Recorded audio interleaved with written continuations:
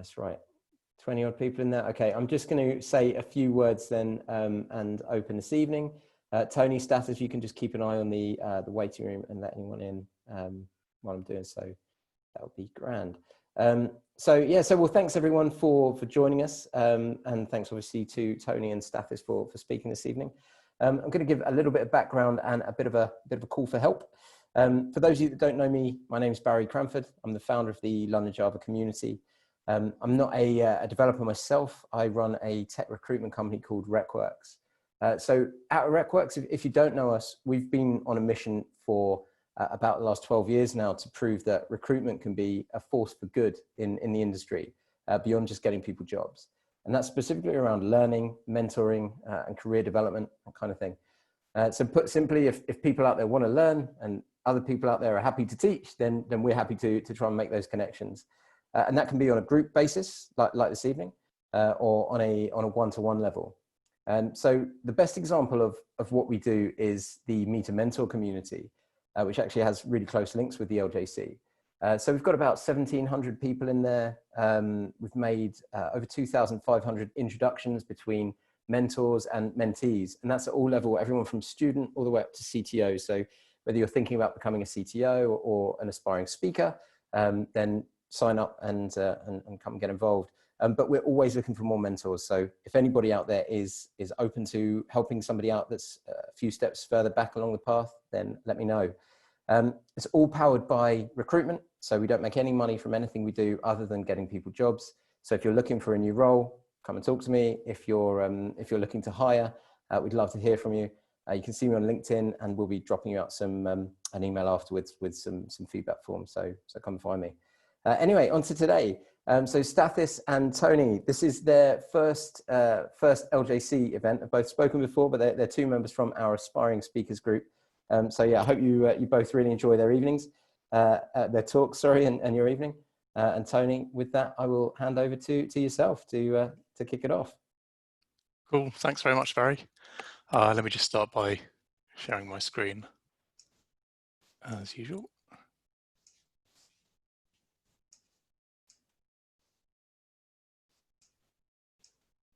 Okay, cool. So hi everyone, and thanks for joining. And in this talk, we're going to be taking a look at some tools that you can use for working with Excel in Java. And as Java developers, you may be wondering whether or not you need to care about Excel at all. And I hope by the end of this talk, we'll have answered that. Just to quickly introduce myself, first of all, I'm Tony Roberts, as Barry said. I worked in finance as a developer for many years, both on the buy side and the sell side. And as some of you may know, that's an industry that really runs on spreadsheets. A few years back, I launched a product, Jinx, and that's for developers to write Excel add-ins using Java or using any JVM language. In fact, we'll take a look at that a bit later in this talk. So, yeah, so as developers, it's really easy to dismiss Excel as something that we don't need to care about, and many of you, I'm sure, would have been burnt in the past by users creating super complex magic spreadsheets that are impossible to maintain and support. And so it's kind of understandable that you now might want to avoid using Excel at all costs. But that's really, it's kind of missing the point of what Excel is. It's not really a tool built primarily for developers. It's a tool built for non-developer business users who need to work with data. For a lot of us, if we think about what our role is as a developer, it's really to support one or more business functions in a company, whether that's directly, like working as a quant developer on a trading desk, or indirectly by developing applications or reporting or automating processes for areas of the business.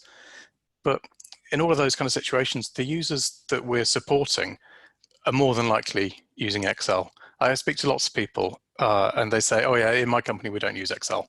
But when you get past talking to developers and you start talking to the actual business users, you often find that that's just simply not true.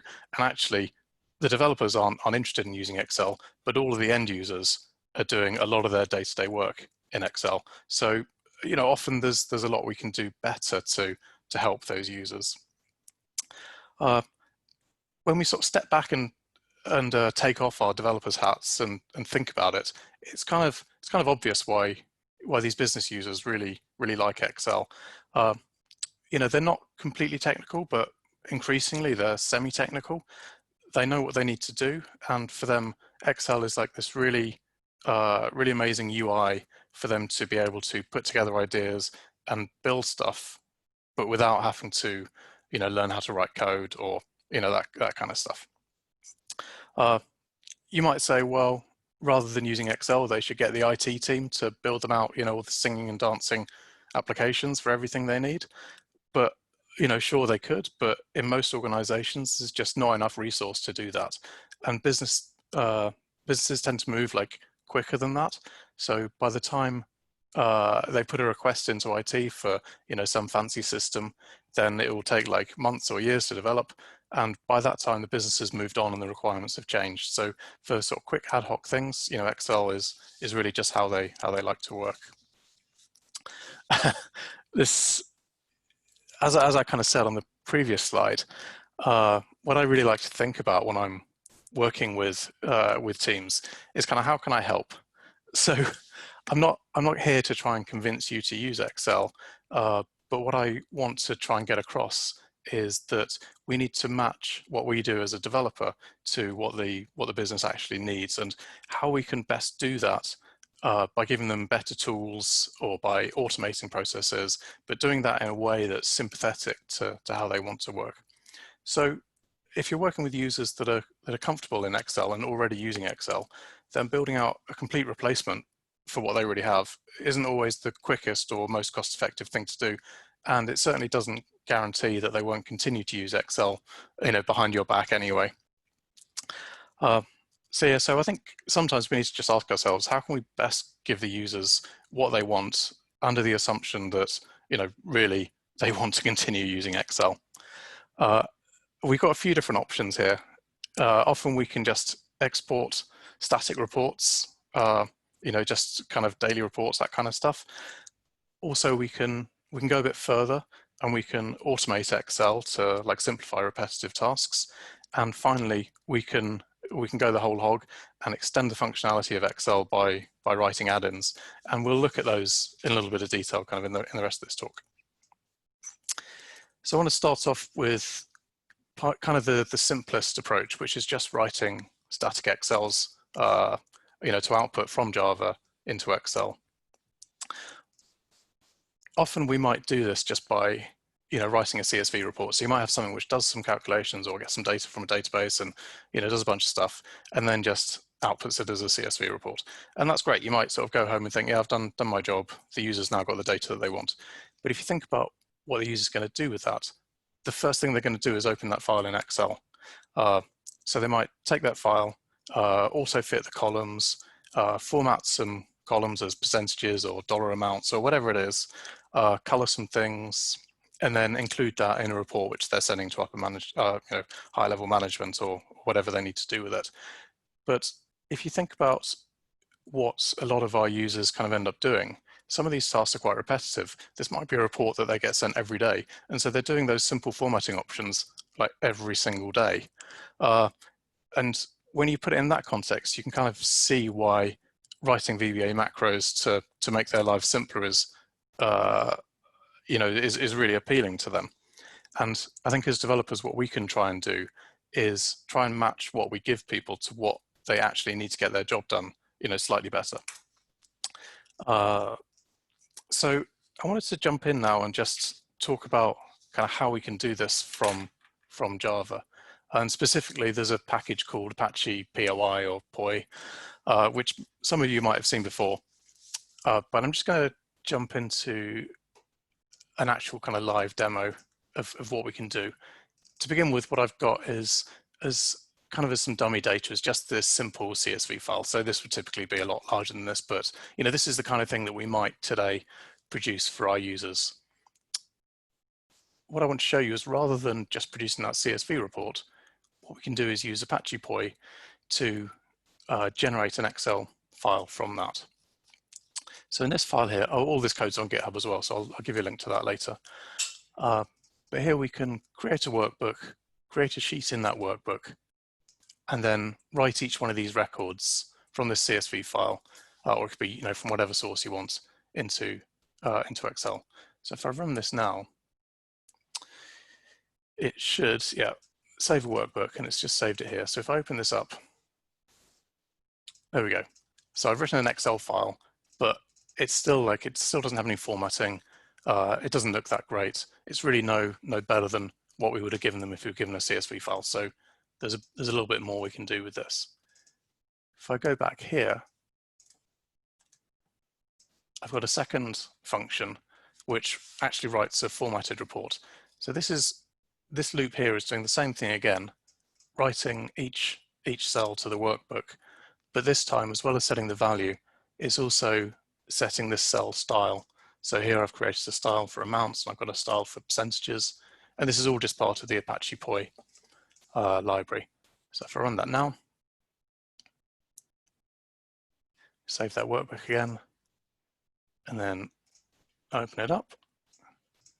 Now I've got this report, so nicely formatted. I've got dollar amounts as dollar amounts, percentage amounts as percentage amounts, and I've added some colors. So this is much more like, now they could just take this, copy it into their other report, or do whatever they need to it. And we've saved them a little bit of time, but every day we've saved them a bit of aggro. We can still do a little bit more. And here, what I wanted to show was that, as well as formatting the report, so I'm writing the same report here, we can also write an extra row with some formulas in. So what I'm doing here is creating a new cell, but then calling set cell formula. And when I run this, you'll see what it does. So run that again. And now we've got this much nicer report, which has all of the formatting that we had before, but then on the last row, we've actually got an Excel formula in here. So this is now much more like something that our end users could actually use. So this could be potentially a much more complicated report, but rather than them having to pull in CSV data and then copy and munge it into the format that they want, we can actually give them something in the format that they want first time around. So that's kind of a big improvement from just doing CSV. So that's great, but there are some limitations, as you can imagine. The user can run the report and they might rerun it, but at the end of the day, it's just a static report. And Excel is much more than just a tool for viewing static reports. Really, I like to think of it as like an insanely flexible UI tool disguised as a spreadsheet. Now, traditionally, Excel is automated or scripted using VBA, but just kind of imagine for a moment that instead of writing that awful VBA code stuck in spreadsheets and impossible to manage, we could do exactly the same thing, but from a Java application. So we have a Java application that's in control of Excel and is automating it in the same way that we'd do VBA. Now, we can actually do that because Excel has a scriptable interface.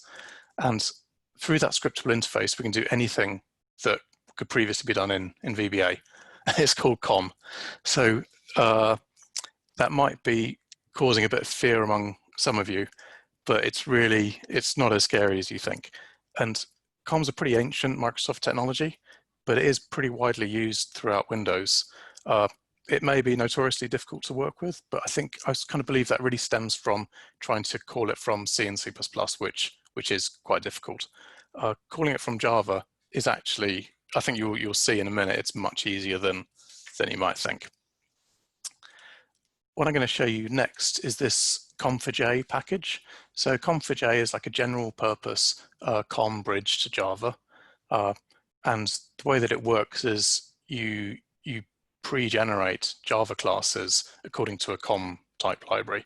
That can be a little bit fiddly if you're not really sure what you're doing. So if you're not really that confident using COM, then there's a bit of a learning curve there. But for Excel, there's these pre-built com4j Excel classes, which you can download from the Excel Java org on GitHub. So this Jenks com4j, and we'll have a look at that now. So I've got another demo lined up.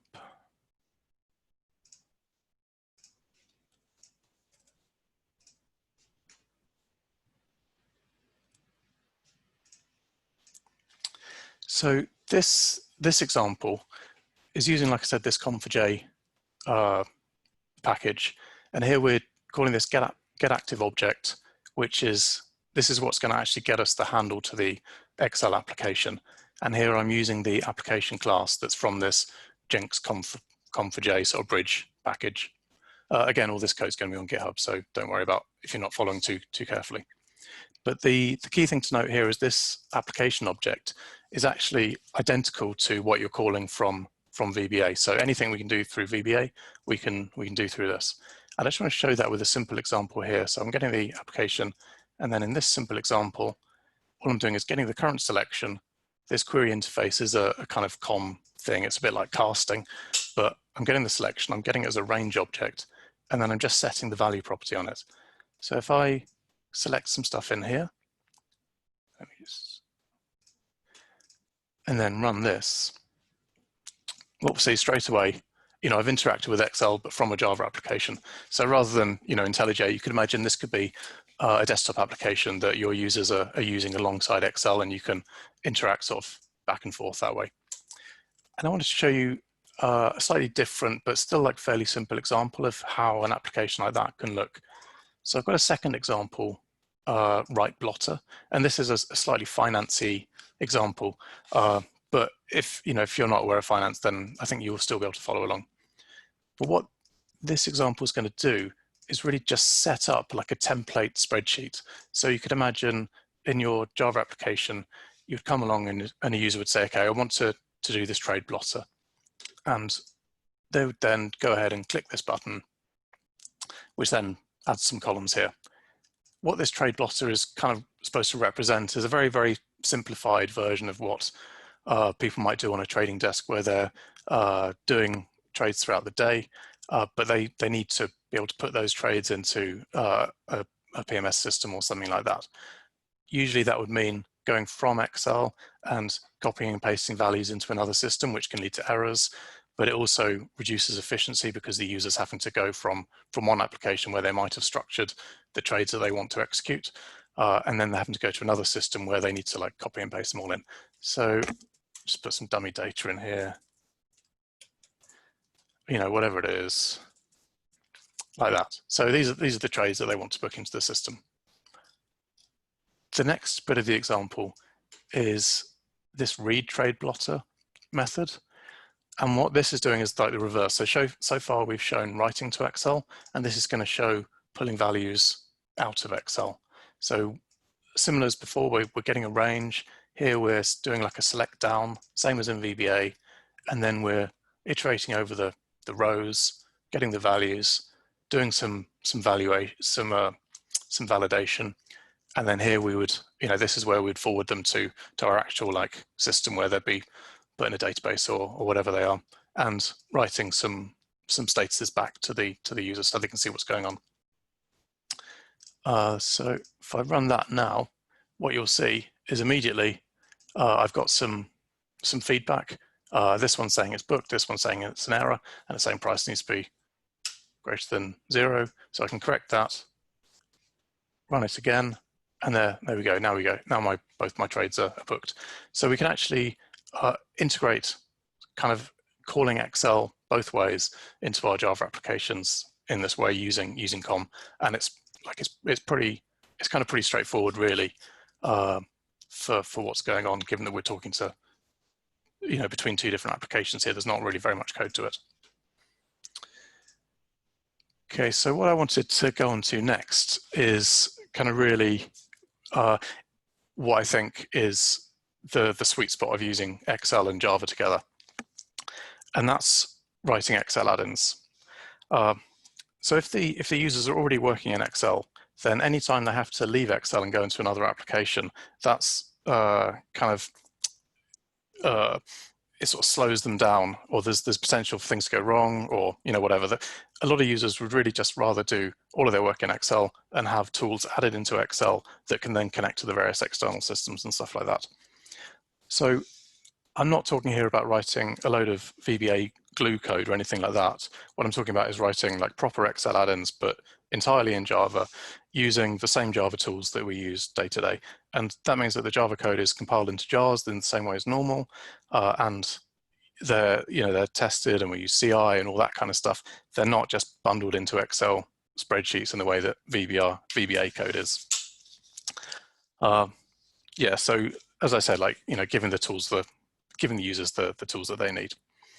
Anyway, for a long time, the only way to write an Excel add-in was to either write it in C or C++, or write it in C#. Those are kind of like, the least worst choices, because there was no good way to write Excel add-ins in most other languages. Now, I've had quite a bit of experience with this. I actually launched a different product called PyXLL about 10 years ago. And that was a tool for bridging Excel and Python. And what I sort of found a couple of years ago was that I was talking to someone else, and they were saying, oh yeah, it'd be great if we could write Excel add-ins in Java as well. And I was kind of taken aback, because I thought, well, Java's been around for so long, like surely this must be possible already. But I did a bit of research and looked around, and really there wasn't anything out there that could do it in a kind of nice, like stable, reliable way. So shortly after that, I launched Jinx.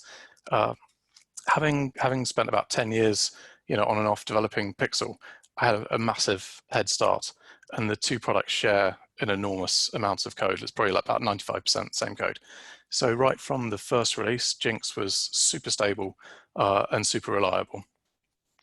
Now, with Jinx, we can write fully featured Excel add-ins in Java or any JVM language, and that can be used to expose new Excel functions as worksheet functions, or stream in real-time data, or write macros, menus, ribbon bars, all that kind of stuff, and even pass Java objects between Excel functions. So I wanted to show you kind of how that looks now. Let me just pull up another example.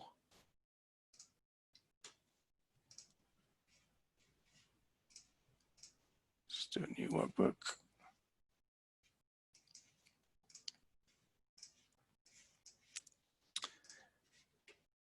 Now, to get Jinx, you can go to the website exceljava.com and just download it from here. And what you get is a zip file, including the Excel add-in itself, and also a config file that is how you tell Jinx kind of what classes to load. And there's also tutorials on getting started and stuff like that. So I'm not going to go over kind of how to install it and how to get started too much here. I'm just going to dive in and show off a few features. So one of the really common things that people want to do is be able to write custom Excel functions. So if I had, let's just say I had a public method,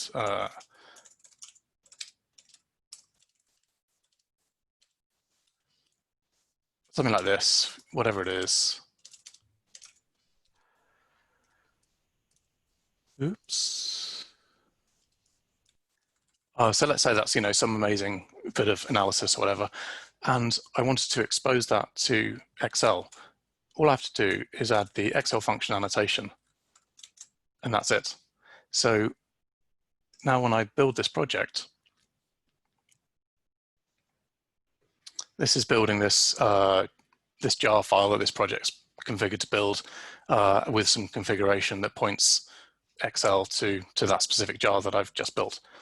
And now, without restarting Excel or anything, if it's worked, yeah, I should be able to do Excel func like that. So that's actually calling my Java code, which is kind of cool. And I can even, I'll just show you the config very quickly. Which I don't need these ones. But in here, I've got some settings here to say to use the Java debugger. And now if I run the remote debugger in IntelliJ, this isn't using a plugin or anything, this is just the standard IntelliJ remote debugger. Call this function again, then sure enough, I've hit my breakpoint, everything's come through correctly. So it's just running my Java code, but as an Excel function. And that's how most people tend to use Jinx, for building out toolkits for people to use, like, on trading desks or researchers or whatever it is, using functions like this. And these functions can be pretty complex. They can return arrays, they can take arrays, they can pass Java objects between themselves and stuff. But anyway, that's it in a nutshell. I wanted to go back to the trade blotter example that we showed just a few seconds ago. I've basically got exactly the same code here, this read trade blotter thing, and where is it? There's a right trade blotter here. So the same kind of code here, but what I've done now is annotated them with this XL action annotation. What that lets us do is in the ribbon tab up here, this ribbon tab is just controlled by some XML that gets included in the jar. I can reference my action methods here, along with a bunch of other bits of metadata, and then rebuild this jar.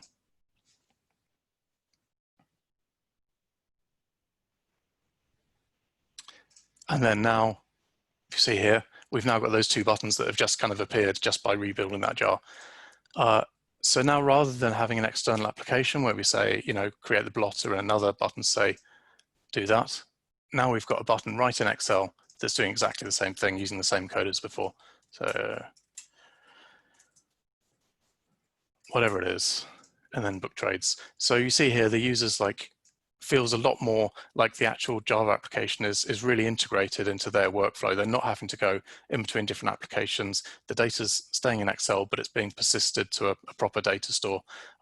So that, our sort of source of truth, if you like, is the trade database, not the Excel spreadsheet, but they're able to use Excel as a tool that works for them. I wanted to show one other example of a worksheet function that's a little bit more complicated than the one I just showed, just to give a more sort of real world example.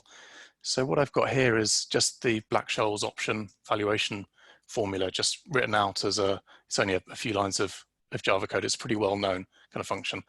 So this is more like what someone working on a desk might want if they want some kind of valuation tools inside Excel. So I'm just going to put in spot strike, years for expiry, volatility, what was 20%, interest rate 1, no dividends, and we'll say it's cool. So from here now I can just call my Black-Scholes function.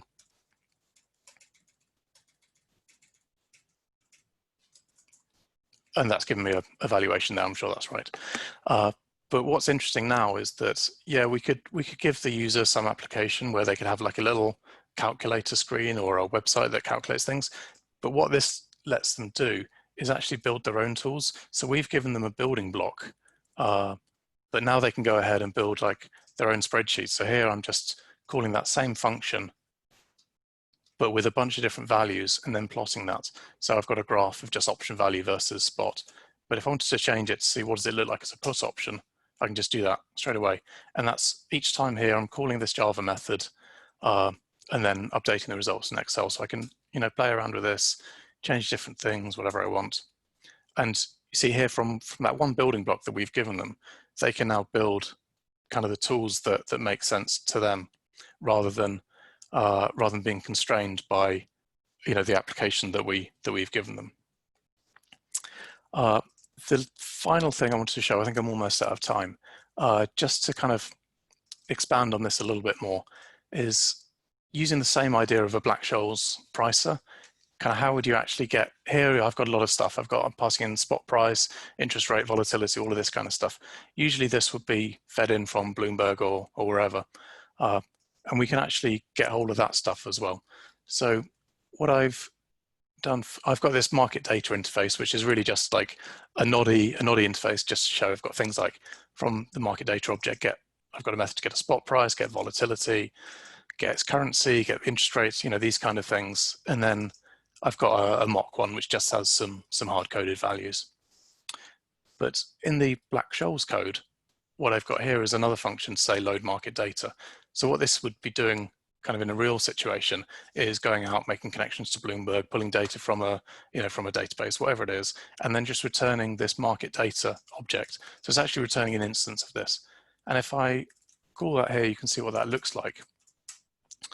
So it just comes through as this sort of weird looking string, which is just a handle to that actual Java object that we've returned. So this thing here represents the actual Java market data object. And now here what I've got is a Black-Scholes2 method, which rather than taking the spot price and everything discretely, just takes this market data object and a few other bits, extracts the data that it needs from the market data object, and then returns the same Black-Scholes that we had before.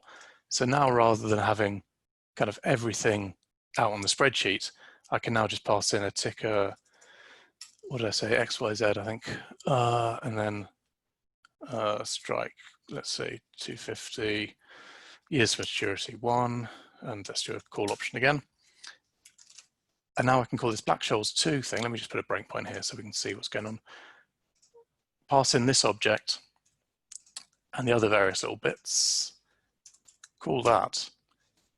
And now when we get called, what we've actually got here is this market data object that we return from here. So we've actually passed a whole Java object through Excel and back into another Excel function.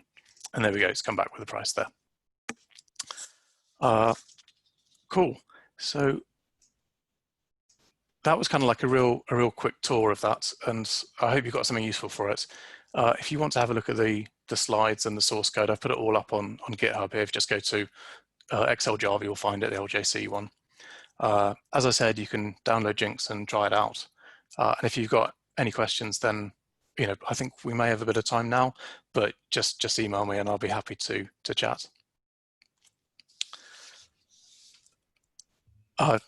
Yeah, so thanks for listening. I'll hand over to Stathis. Okay. Okay. We will do Q&A afterwards, or?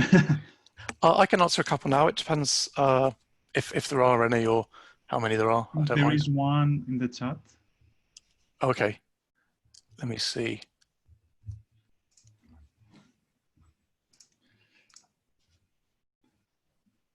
Okay, so yeah, so someone's asked for Jinx. How do you install the same features on, say, 10 other user machines in the office?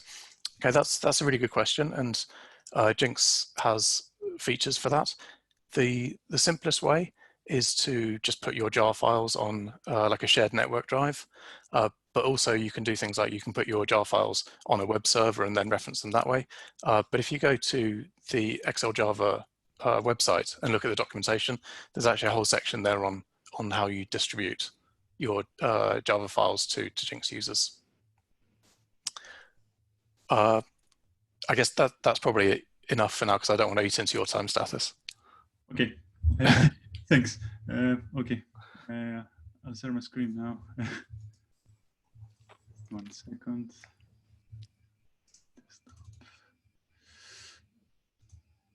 Oh, all right. I guess you can see my screen. So, hi everyone. Thanks for joining me today. So my name is Stathis, and I work as a senior software engineer for Thousand Eyes, and I work for the endpoint agent, basically.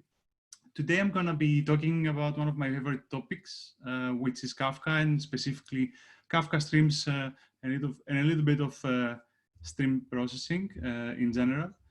But basically, this is me just sharing with the rest of the world some of the stuff I found while building Kafka Streams applications or microservices, if you want.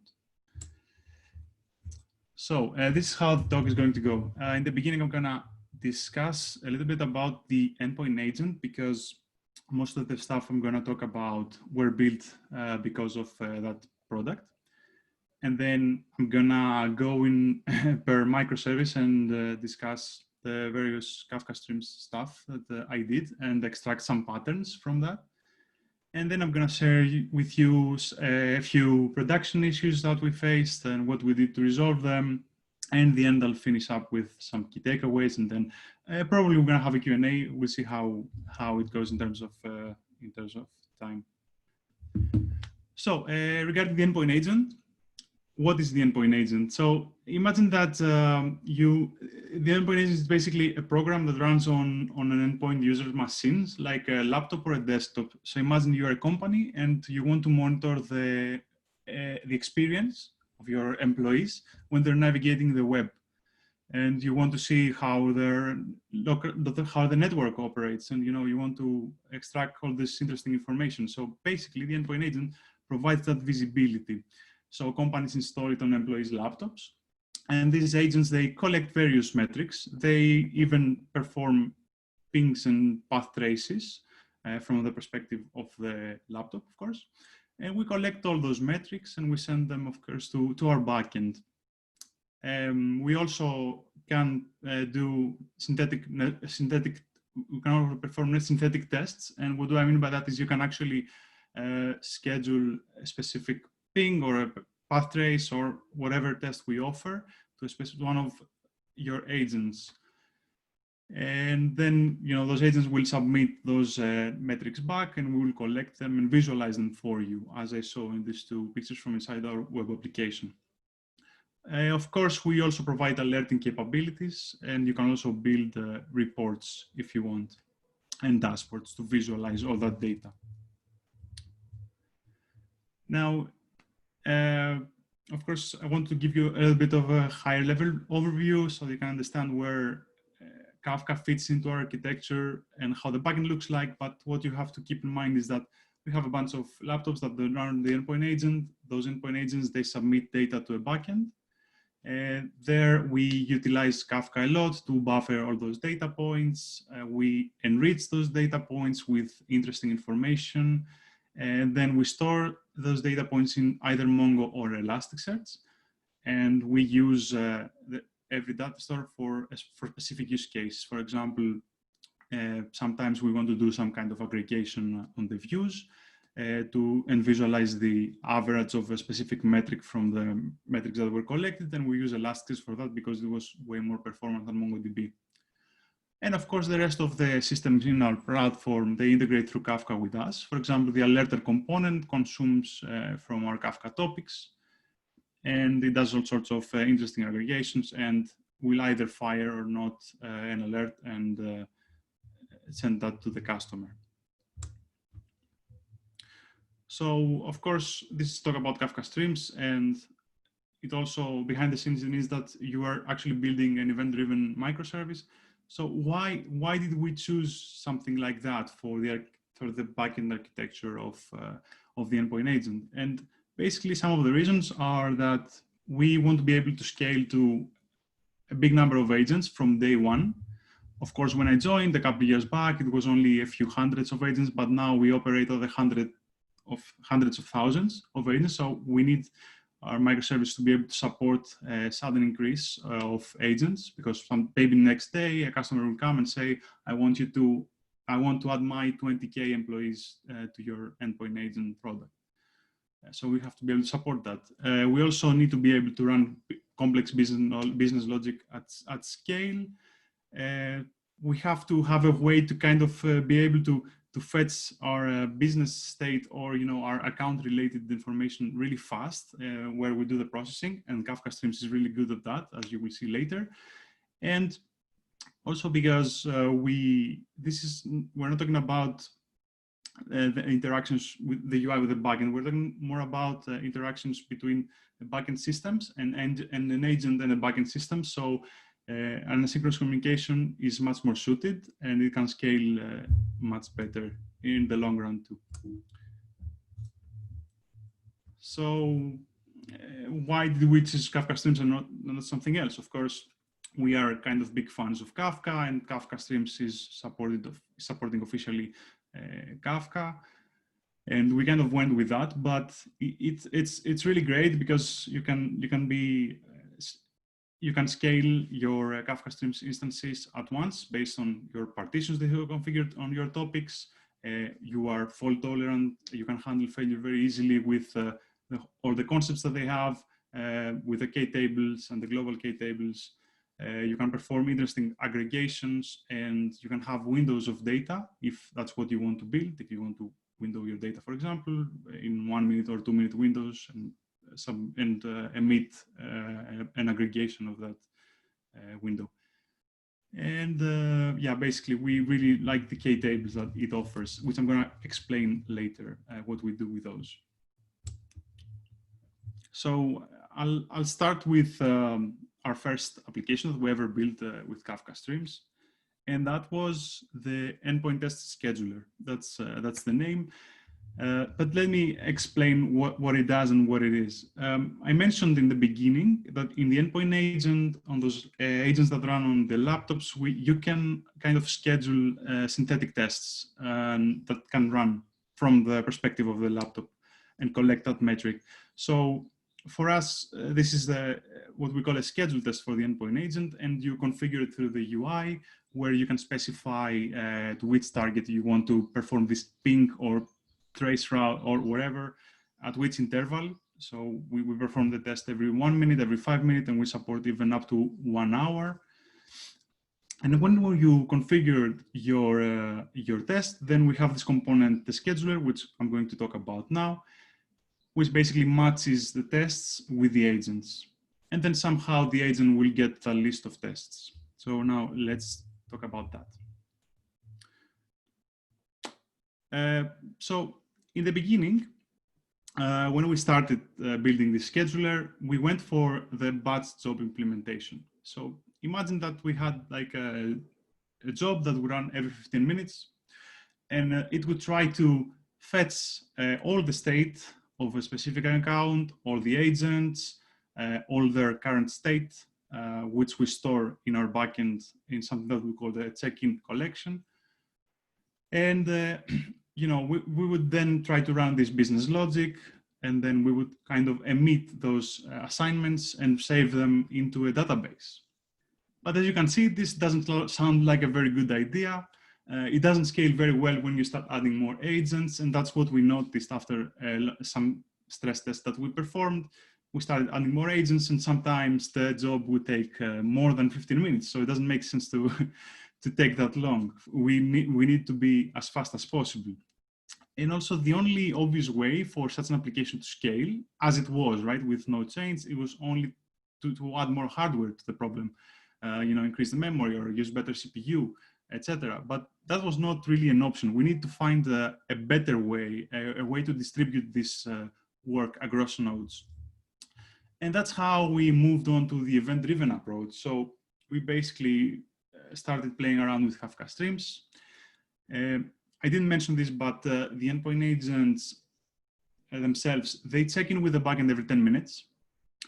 So, you know, the check-in for the agent basically is the internal state of the agent that is published to our backend. What I mean by that is that in that check-in, you will find the public IP of the agent, the SSID that the agent is under, and information of that nature. And basically what we did is we took that check-in that is done every 10 minutes per agent, and we put it into Kafka. Then this becomes like a stream of events. And from there, we consume with Kafka Streams. We perform all that business logic that we need to perform to match tests to a specific agent based on its internal state. And then we basically emit a list of assignments. So more or less, this is how it looks like on your right. On the drawing, basically, we use a couple of global K tables from Kafka Streams, where we store that business state I was talking about earlier. So we have those tests and those labels that they used to live in MySQL, but we pull them from MySQL and we put them into a Kafka topic, which is a compacted topic. And compacted topics are topics that keep their data forever, but basically they only keep the latest state of a certain key forever, not all records that were published to the topic forever. So from those topics, Kafka topics, we kind of create those two global K tables that are being used inside of Kafka Streams application. And you probably heard of, we also use a K table, but you probably heard of K tables and global K tables.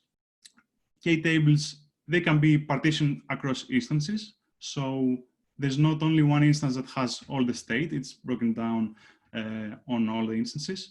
Whereas global K tables, the state of a global K table actually lives in every instance. So why is this useful? This is useful because when you have an event, it doesn't necessarily contain all the logic and with the stuff that you want to run your business logic on. So you kind of need to enrich it in a way. And there you can do that by joining that check-in event, for example, with those two global K tables. So now you have more context into your event. And you combine all the data and you emit the list of test assignments. So the cool thing about this application is that it stores everything in Kafka. So the tests are in Kafka, the labels, the assignments are in Kafka, and we also kind of use interactive queries, which I'm going to show in a bit, to extract that state from the Kafka Streams application. It is built with at least once delivery in mind. So that's because when we build this application, exactly once delivery wasn't yet introduced. It happened a year later, I think. And we had to make sure that if an event is replayed, is received 2 times, we are able to handle that and not corrupt our state or corrupt that state, basically. Another thing we do is that from the assignments topic, as I call it there, which is a compacted topic and a K-table for the Kafka Streams application, we kind of materialize that into MongoDB through a separate connector, and that is to serve specific queries. For example, we show a nice timeline of the test assignments per agent. So you can know at a specific point in time that this agent was assigned to those tests, and how the assignments progressed as we moved into time. So we also expose or get that state of the K-table, the assignments K-table, through interactive queries. And for that, you get the main infrastructure from Kafka Streams, but you don't have everything for free. You have to build the RPC layer, if I can call it like that. Basically, you expose a REST API where you can actually get that value for a specific key, for example. It's really fast because you are essentially accessing the in-memory data structure from Kafka Streams. But there's a problem when this Kafka Streams application is temporarily unavailable, and this can happen when your Kafka Streams application are rebalancing, because maybe there was a problem and tasks had to be reassigned in the Kafka Streams instances. And for that, we basically, when we get a problem like that, we go to MongoDB immediately, where we also store that state. And this way we can do zero downtime deployments, and we can also redeploy the scheduler very easily. So some patterns you can keep from this is that basically it's very important to understand how you want to slice and dice your data in a stream processing framework, right? Can your whole data set live on all nodes? And are you okay with your data being a bit late, or you want if something is too late, just kind of fail the message, or or if this model actually suits you, or you have your state is so big that you cannot even fit it into RAM, so you have to split it in sub K tables in your topology. Another pattern, of course, is that you cannot do everything from inside Kafka. So a nice pattern is that you can just basically materialize your topic into a separate data store, for example, MongoDB, to perform some specific queries, or Elasticsearch to search or aggregate on top of that. And you can also do historical stuff by just getting your data from the topic to a separate database. And also, the last pattern that you can think about and keep in your mind is that stream processing app as an API. So the interactive queries thing I mentioned earlier, that it's kind of really fast because it serves the state from inside memory, but there are drawbacks to it, right? It can be unavailable temporarily. I think they have addressed it recently by giving you the option to kind of fail only when it's too much behind compared to its topic that consumes from. But yeah, certainly something you can consider, but you have to know the drawbacks. It's not the best thing in the world. So now I'm moving on to the next service. And the next service, we call it the check-in reconciler. And basically, it's a helper service for the scheduler. And basically, it kind of kicks in to help the scheduler, because the scheduler by itself has some drawbacks. And the main drawbacks of the scheduler is that, you know, when the scheduler is driven by check-ins, and if no check-in happens, no scheduling will happen, of course. But then when a customer changes a test, they don't see the results of the change test immediately. Imagine that you're changing your target from google.com to ask.com.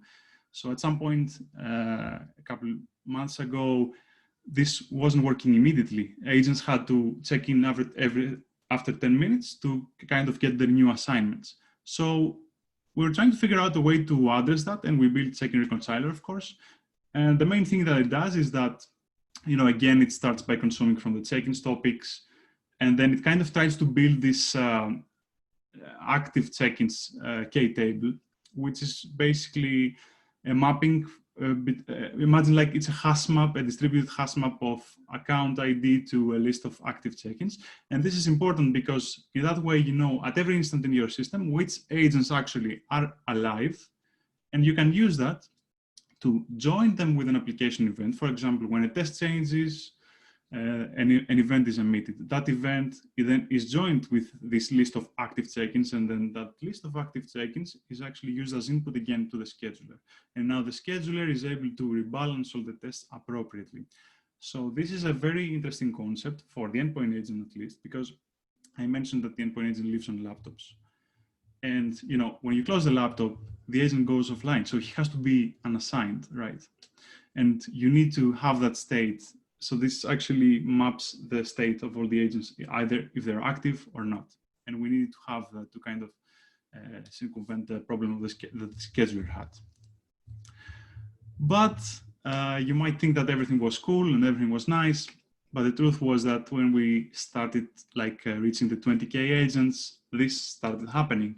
And what you see here is that suddenly the Kafka Streams application started producing many bytes at the network level and to specific topics, which was crazy. It was just a crazy amount of bytes.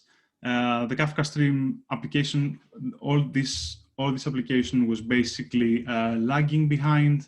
It was many records behind, and especially at peak times, we couldn't catch up.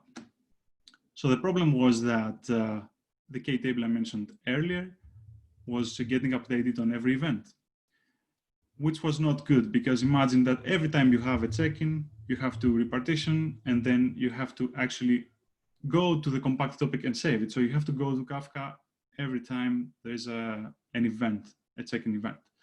That was not great. First thing, that was not great. And the second one was that through the repartitioning, we were, without really wanting that, we were creating a hot partition problem. So imagine that some accounts, they can produce more events, and some accounts can produce less events. And when some accounts are more chatty, then this would happen on their partitions. And because on one partition, we don't have 10,000 or 20,000. We don't have as many partitions as customers. Some partitions would get overwhelmed and they wouldn't be able to catch up with the lag. So as a temporary solution, we dig into the documentation. We figured out that there is the K-table cache, and it was really easy to enable. Basically, all it does is it kind of deduplicates the records that go into a K-table. So imagine if your key is the account ID and you want to store a list of check-ins, basically deduplicate it based on the account ID, which is really good. But that's not the only thing you have to do. You have to also increase the commit interval of the application. And the commit interval of the application basically is at which interval Kafka Streams will kind of store its state into Kafka. And if that's really low, it means that every event, almost every event, will end up getting persisted into Kafka. But if you increase that commit interval, it means that stuff will get duplicated, and then only at the end of the window they will be persisted. And with that, we managed to kind of temporarily fix the problem. But again, this was problematic. And the problem was that you cannot really beat you cannot really beat a bad partition key. An account ID is not a good partition key, especially under heavy load. Again, if you don't have a lot of load, probably this was never going to be a problem if you don't have a lot of check-ins, right? If you have maybe 100 agents that check in every hour, maybe that's good. If you have 100,000 agents that check in every 10 minutes, then it's a different story. So due to the repartitioning, we couldn't really catch up. And we had to entirely restructure that part. We entirely removed the repartitioning that we're doing in the first place, so that we are able, to aggregate the check-ins of a specific account on a specific instance, so they can get aggregated. And instead, we used Redis for that, and it worked great for us. And we've been able to reach high numbers without a big problem, and without a lot of work, to be honest. We just replaced one part and removed the repartitioning. So the cool thing about the schedule, the reconciler is that it's used also in other places, in other features that we have. We have one that's called the instant tests, and instant tests are again synthetic tests like the schedule tests, but they have to run at the moment when the customer presses the button. And for that, you have to kind of match all those active agents to the test that you're actually trying to run, and then kind of send that command to the agents through, and we've built a WebSocket layer for that, sorry. And from there, the agents will immediately send the results back to the views. So if you want to keep something from this, it's something to avoid, and that is avoid using a bad partition key, especially under load. You cannot really beat the lag from a bad partition key unless, I guess, you optimize your code to work in the millisecond range. But it really depends on how feasible it is and if you have the capability to do that. But I would suggest avoid using a bad partition key, or even repartitioning to a bad key, as I did in the previous example. And we're moving on to the last application for today, and that's the alert aggregator. And in the beginning, I mentioned that we collect various metrics. Some of those metrics are browser related. So our endpoint agent comes with a plugin, a browser plugin, and they talk to each other. And basically, when you're navigating to the page or when you're clicking links, we kind of monitor that. Of course, you have to select which domains you want the agent to monitor. And this is what we call now in the industry, I guess, real user monitoring events, RAM. And the truth about those events is that they don't really have a specific interval. You won't receive those events in the backend every minute or every 10 seconds. But our alerters, our alert components, they need to have the data binned because that's how they work. So we had to go out and build that 1 minute window. And of course, we used Kafka Streams for that. So we started with, of course, with the windowed by operator in Kafka Streams. And this is how the code looked like. But there was a problem with this. Although, it was basically working correctly. It was actually binning the data into 1 minute bins and then aggregating them and, using averages or percentiles on the metrics. And everything was great. It was emitting an event downstream to the alerter all the time on every update. And this is because of how Kafka Streams works. It uses a continuously computational model. And basically, on every event, you would actually end up updating the aggregation and also sending an incomplete aggregation event to the alerter. But that's not great for alerting, of course. So we searched through the documentation. We figured out that we have to use a suppress operator. The suppress operator is exactly after the aggregate operator. And basically all it does, it kind of buffers all those events inside Kafka Streams. So aggregation still keeps on emitting events downstream, but suppress kind of buffers them. And when the window closes, then it will emit an event to the alerter. And actually, that solved our problem, right? Well, that was not entirely so true. That was not entirely true. It was indeed closing the window and sending one event, but that event was received by the alerter sometimes 1 hour later, which for us it didn't really make sense because you want to receive your events, your aggregations exactly at the end of the window. So we looked into the code. We understood that there is the concept of what Kafka Streams calls the stream time. And stream time is different than what you see in your watch or in a wall clock. Basically, it kind of advances internally inside the application based on the timestamp of the event.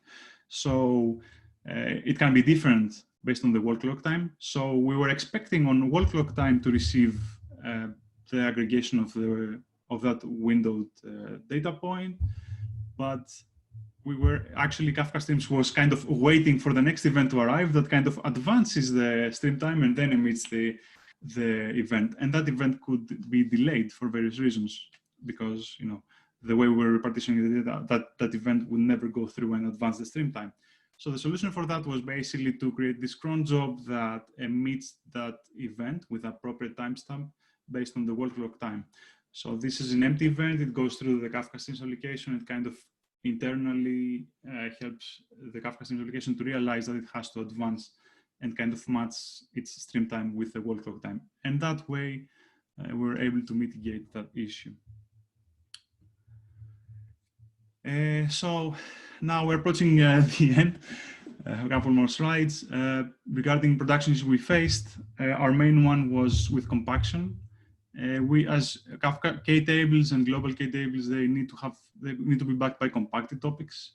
But sometimes in our case, because maybe we use an old cluster, not sure why, compaction wasn't working properly. And probably in some cases it was probably a bug that maybe it's addressed in newer versions of Kafka brokers.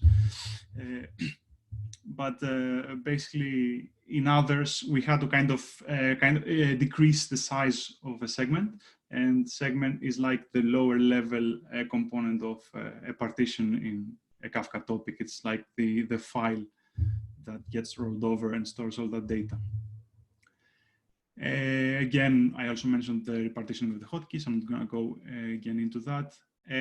We had misbehavior with interactive queries. I mentioned that we use interactive queries to access the K-tables state in memory. And we had a problem where, you have to build the gRPC layer, right? And sometimes you kind of ask Kafka Streams, is this key I'm looking for in this instance or in which instance, or where is it exactly? And we ended up creating this circle between services where one service was calling the other and the other was calling the first one. Then the Tomcat threads of those applications were getting full because they were staying idle waiting for the response of the requests. We also had bad timeouts in that case. And we were, without really realizing, we were creating this eternal loop. So to mitigate that, at that point in time, we just restarted the service, this fixed it, but now these days we kind of avoid trying to do more than one hop when we have this situation, for example.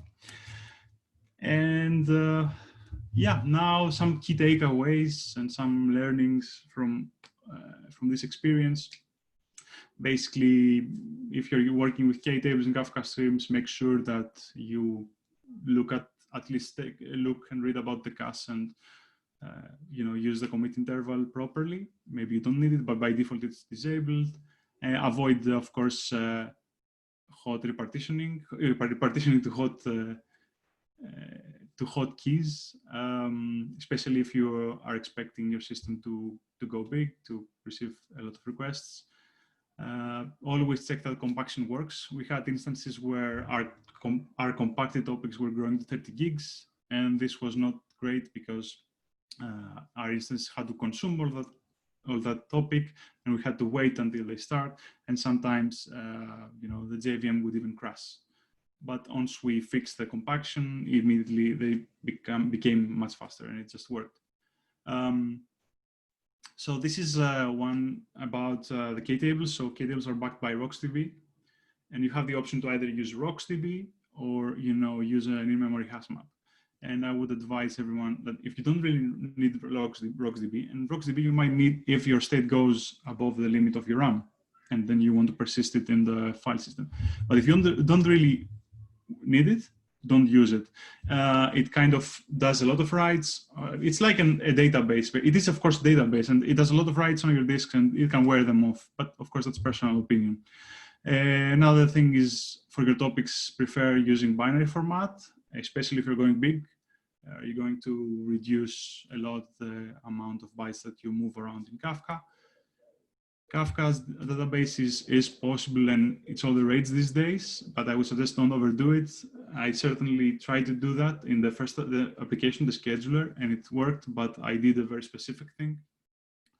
And one last thing that I always want to remind myself is that when you're at the partition level, when in Kafka ordering is respected, make sure you understand that even small latencies and a queue of records to consume can lead up to huge latencies. If you need 100 milliseconds to do something on a specific partition, you have 10,000 records lag, then this means that you have to wait 16 minutes. And when you have a live system, this can be problematic. So I guess that's it. This is my Twitter handle, and I've written about the whole thing in the Thousand Eyes engineering blog post, if you want to check it out. It's Kafka Streams in the endpoint agent, and I guess that's it. Cool. Thanks, Stathis. I guess we've got time for a couple of questions if anyone's got any. What I suggest is if you just kind of raise your hand in Zoom, and I'll unmute you if there are any. Rajesh is asking, can you paste the blog link in this chat? Yes. So yeah, you'll get an email as well from Barry, I think, with kind of the details. Also, if you join the London Java Slack thing, then you can contact us on there as well. Cool. Doesn't look like I'm not seeing any hands being raised, so I guess everyone's just in a sort of stunned silence. No questions. Everything was. You did too good a job. It was too clear. Oh, I see one. How do you switch your queries to MongoDB when Kafka Streams is unavailable? Is your REST API layer in a separate application? So what we did is we have a service that calls that Kafka Streams application, and we have a very low timeout. So when the Kafka Streams call to the Kafka Streams instance fails, we immediately fall back to MongoDB. Think of it as a circuit breaker, but we have a very low timeout on purpose. Cool. Okay, great. I guess, well, thanks everyone for joining us. You'll get an email from Barry, so, follow up with that or get us on the Slack channel. Yeah, anything else to add, Stathis? No, thanks for everything. Thanks for your time. Thanks for still staying around. 20 people, 18. Great. Great. Thanks, everyone. Thank you. Enjoy your evening. Cheers. Thanks. Thanks.